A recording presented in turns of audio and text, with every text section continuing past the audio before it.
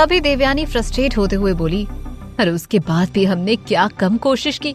सोनिया से हाथ मिलाया, रिद्धिमा और मिहिर के बारे में मीडिया में खबर देकर रिद्धिमा की बदनामी करने का आइडिया भी हमने उसे दिया। लेकिन क्या हुआ, ऋषित ने अपने परिवार का इस्तेमाल करके मामला हैंडल कर लिया। फिर अंतरा की बरसी पर पूजा रखने का आइडिया भी दिया। लेकिन हुआ क्या, उस रिद्धिमा और निशांत की वजह से ऋषित ने खुद पर काबू रख लिया। वरना हमने तो सोचा था कि ऋषित हाइपर हो जाएगा और उसकी वीडियो बनाकर हम सबको साबित कर देंगे कि वो मेंटली बीमार है। सूरज ने भी अपना फ्रस्ट्रेशन निकालते हुए कहा, हाँ माँ, वैसे देखा जाए तो ये रिद्धिमा, ऋषित और निशांत तीनों ही बड़े लकी हैं और बार ये लोग बच जाते हैं। अब देखो ना, हमने ही सोनिया को निशांत को वो मशरूम खिलाने का आइडिया दिया था, पर क्या हुआ, वो बच्चा बच गया और उसकी वजह से रिद्धिमा और ऋषित ज्यादा पास आ गए। सोनिया को फिर रिद्धिमा का एक्सीडेंट कराने के लिए हमने ही उकसाया था और सोचा था कि रिद्धिमा के साथ साथ निशांत भी मर जाएगा। लेकिन रिद्धिमा निशांत को अपने साथ नहीं ले गई और रिद्धिमा को भी गौरव ने बचा लिया। खैर, जब रिद्धिमा मल्होत्रा हाउस रहने चली गई और उसे लग रहा था कि ऋषित ने ही उसे मारने की कोशिश की, तो मैंने तो सोचा था कि बाजी हमारे हाथ में है। लेकिन सब बिगड़ गया। जिस पर देवयानी ने कहा, हाँ, उस वक्त तो सच में लग रहा था कि बाजी हम जीत गए हैं। लेकिन क्या हुआ, वो सब तो अक्षय मल्होत्रा के खिलाफ रिद्धिमा की चाल निकली और हम यही सोच रहे थे कि रिद्धिमा और ऋषित का जल्द से जल्द तलाक हो जाएगा।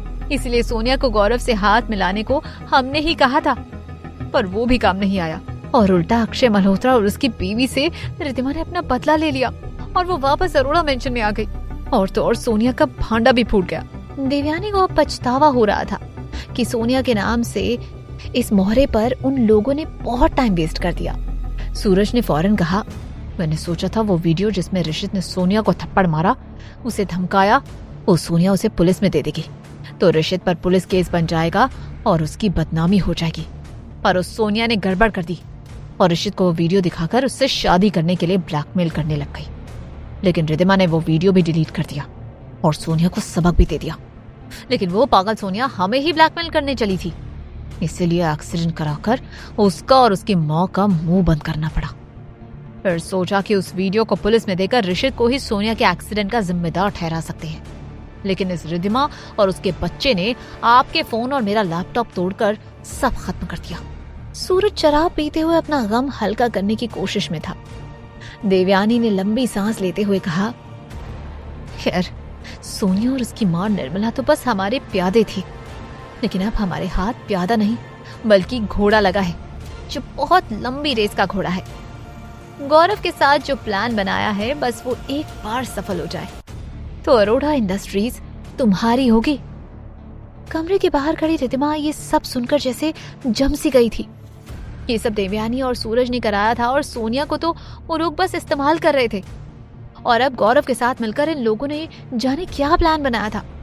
सूरज अरोड़ा इंडस्ट्रीज को पाना चाहता था, इसीलिए ये सब कर रहा था। उसे ऋषित को सब कुछ बताना होगा।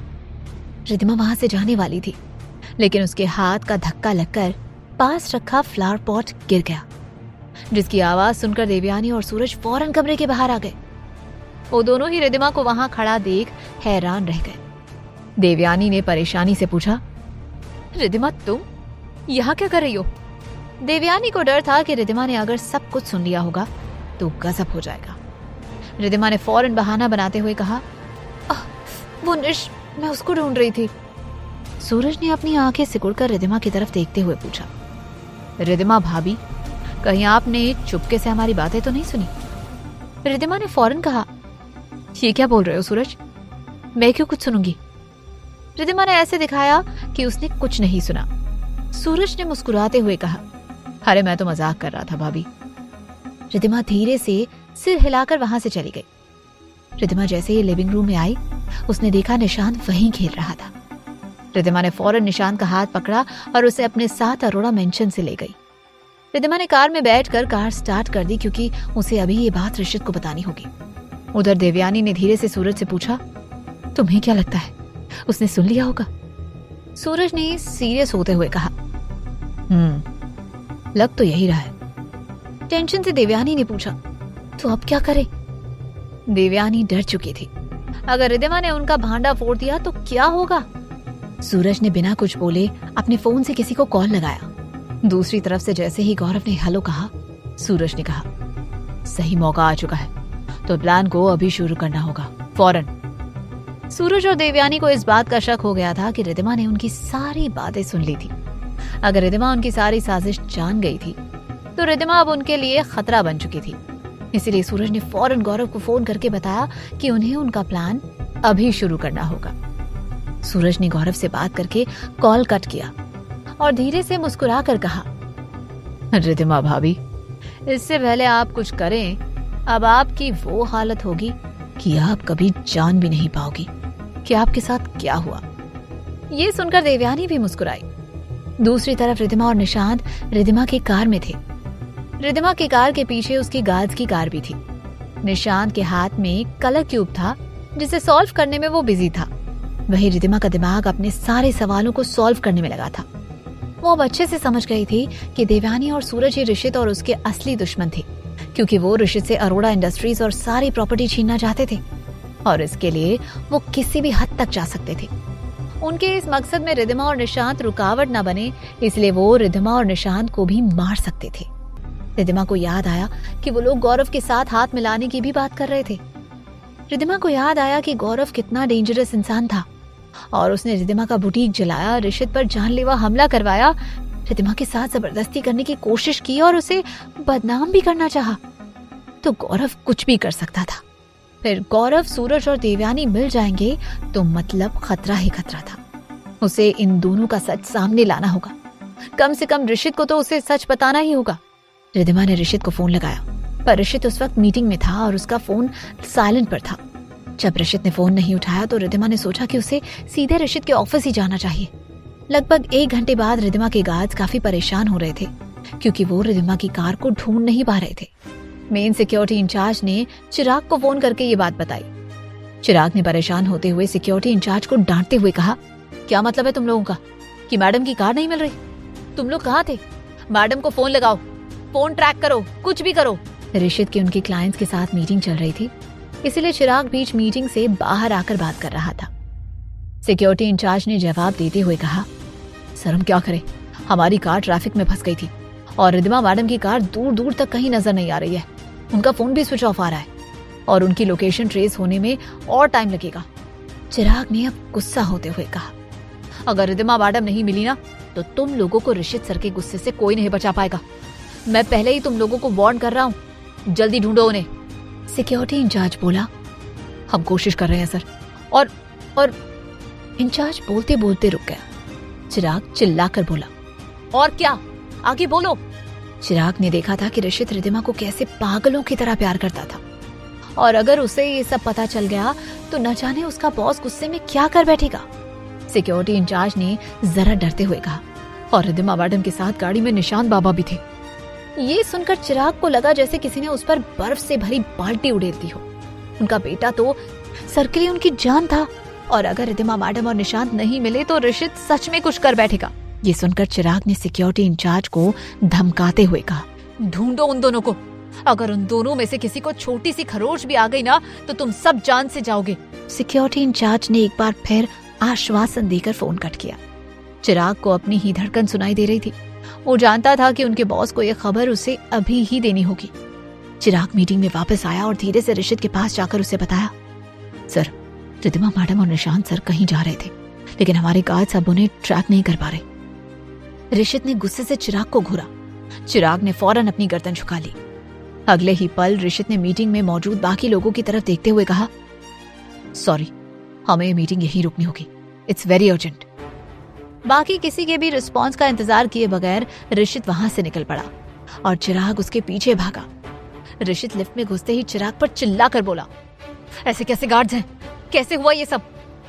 चिराग ने सर झुकाए ही जवाब दिया, सर वो गार्ड्स की गाड़ी ट्रैफिक में फंस गई और बाद में रिद्धिमा मैडम की कार उन्हें कहीं नजर नहीं आ रही। ऋषित गुस्से से बोला, इडियट्स, किसी काम के नहीं हो तुम लोग।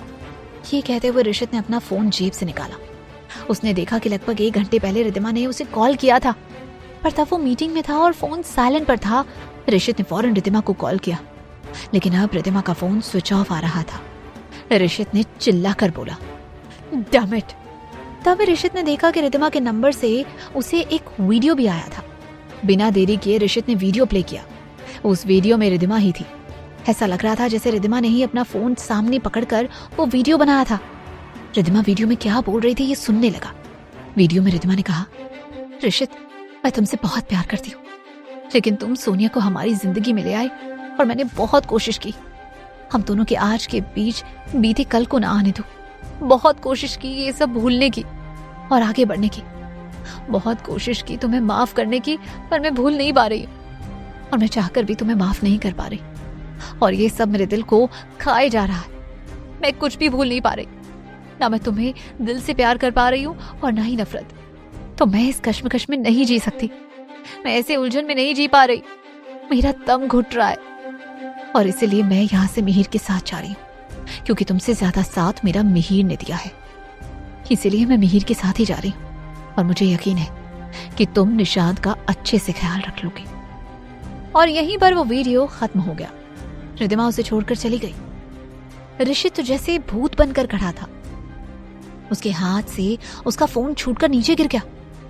चिराग, जो हमेशा अपने बॉस को लेकर अलर्ट रहता था, वो भी आज फोन उठाने को नहीं झुका, क्योंकि वो ही हद से ज्यादा शॉक था। लिफ्ट में ऋषित और चिराग दोनों ही थे, इसलिए रिद्धिमा ने वीडियो में क्या कहा था वो चिराग ने भी साफ साफ सुन लिया था। रिद्धिमा मैडम ने ऋषित सर को धोखा दिया। रिद्धिमा मैडम ऋषित सर को छोड़कर चली गई। ऐसा कुछ होगा चिराग ने तो सपने में भी नहीं सोचा था। चिराग ने धीरे से ऋषित की तरफ देखा। ऋषित बेहोश होने की कगार पर था तो चिराग ने उसे सहारा देते हुए कहा, सर सर। पर अगले ही पल ऋषित बेहोश हो गया। चिराग ने फौरन गार्ड्स को बुलवाया। वो लोग ऋषित को कार में रखने में मदद करने लगे। तभी चिराग का फोन बजने लगा और फिर से फोन सिक्योरिटी इंचार्ज का था। चिराग कॉल रिसीव करते हुए चिल्लाकर बोला, अब क्या बुरी खबर सुनाने का फोन किया है? सिक्योरिटी इंचार्ज भी हैरान था। उसने सब सच बताते हुए कहा, सर वो हमें रिद्धिमा मैडम की कार मिल गई है, लेकिन कार में सिर्फ निशांत बाबा है, अकेले सोए हुए हैं और रिद्धिमा मैडम कहीं नजर नहीं आ रही। निशांत कार में अकेला था? मतलब क्या सच में रिद्धिमा मैडम ऋषित सर को छोड़कर चली गई? चिराग की नजर ऋषित पर गई, जो कार में बेहोश पड़ा था।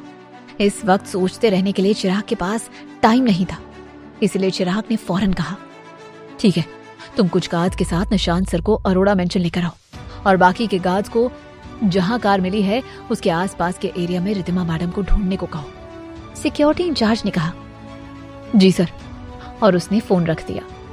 चिराग ने एक बार फिर ऋषित की तरफ देखते हुए कहा, अब ऋषित सर को अरोड़ा मेंशन ले जाना ही सही होगा। अब अरुण सर ही सही फैसला लेंगे।